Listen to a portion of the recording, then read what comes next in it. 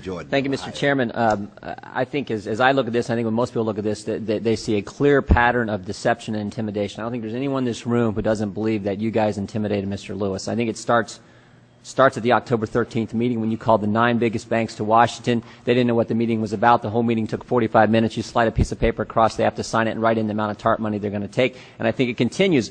But my biggest concern is this. Again, what I've said is a pattern of deception. Because, I mean, and this is the concern. I think American people need to see this situation because it sheds light on where we're headed.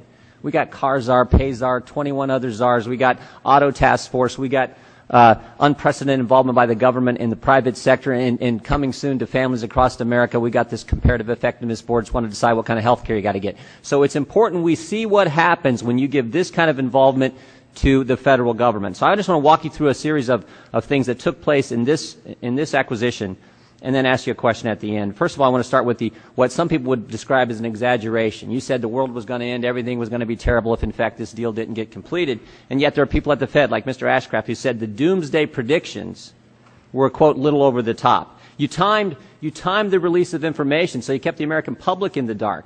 You only gave verbal assurances to Mr. Lewis. You wouldn't put anything in writing. You didn't want that out. You made sure that Ken Lewis's testimony to Attorney General Cuomo, he said, Mr. Paulson said, we don't want a disclosable event. We have the Angiulo email which said if Merrill decides to file early, we want to steer Merrill to a later filing debate. So you controlled when the American people could get this information, even though you're using $700 billion of their money.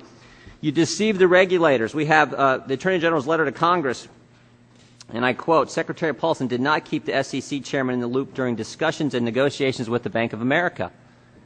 The Office of the Comptroller of the Currency was also kept in the dark. We have letters, email from Brian Peters from the New York Fed, where he's talking about an upcoming conference call, and he's, quote, given the presence of the OCC on the call, I think we should not discuss or reference the call with Ken Lewis and Secretary Paulson. Maybe most importantly, and I just want to read from our staff did good work. I want to read from the memo they put together. You kept the Financial Stability Oversight Board in the dark as well. And let me just read this. Not only did Mr. Paulson and Mr. Bernanke deliberately keep the SEC and OCC in the dark about events at Bank of America and Merrill Lynch, you also failed to raise the issue at 2 consecutive meetings of the Financial Stability Oversight Board, which Congress established to bring oversight to TARP. According to the minutes of these FSOB meetings, it was not until the January 15th meeting that you and Mr. Bernanke informed the board of the government's plans for additional bailouts of Bank of America in connection with the Merrill Lynch merger. So again, you claim that failing to force the merger would have had catastrophic effect on financial stability, yet it wasn't worth revealing to the Financial Stability Oversight Board. So you got financial instability is going to happen, but you're not going to reveal what's going on to the Financial Stability Oversight Board. And then the last example I would point to is one I started with. Go back to the October 13th meeting. You deceived the banks involved with this. I mean, this is based on Ken Lewis's testimony. I've asked this question, talked about this both with him and with Fed Chairman Bernanke. You call the 9 biggest banks to Washington. They don't know what the meeting's about. The whole meeting takes 45 minutes. They said on one, he described the meeting. They said on one side you, Mr. Geithner, Mr. Bernanke, Ms. Baer said on the other side, and you basically tell them they're going to take TARP money, like it or not. And so I have one question, and this, I think this is critical. That was on October 13th, that meeting. I want to go back to October 3rd, because that's when this whole thing started. When we started down this bailout road, this bailout fever that's grabbed Washington, it frankly started on October 3rd when the Congress of the United States decided to give you $700 billion of taxpayer money. And the whole premise of that action was that you were going to take that money and you were going to go buy the troubled and toxic assets. You were going to clean things up and things were going to get back on the right track.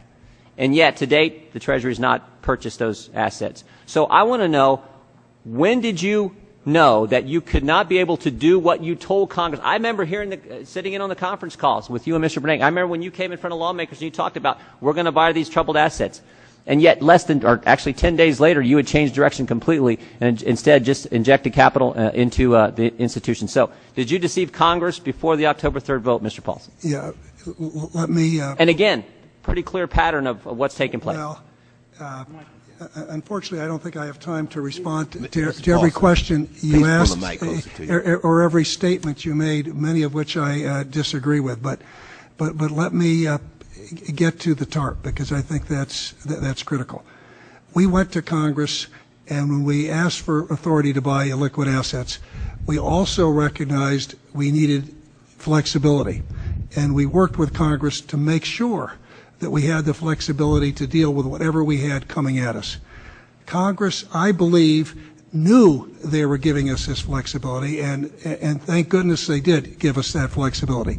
Now, what happened in the last few days before we got the TARP legislation, which passed on October 3rd, and in the week after we got the TARP legislation, the markets continued to freeze up.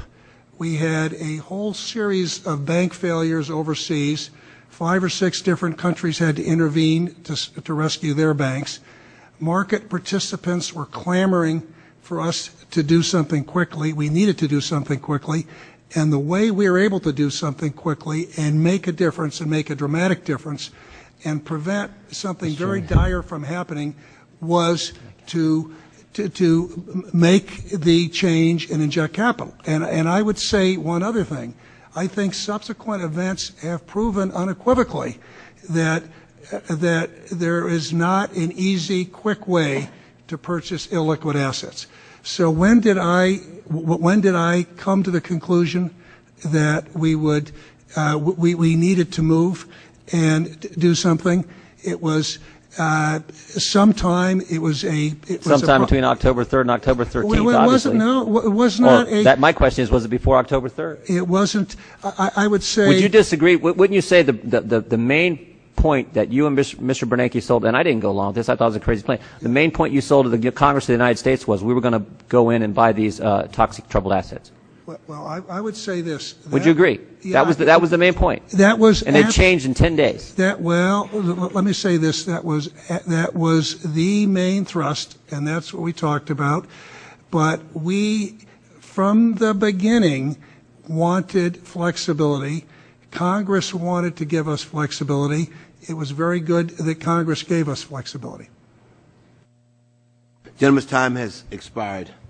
I now yield.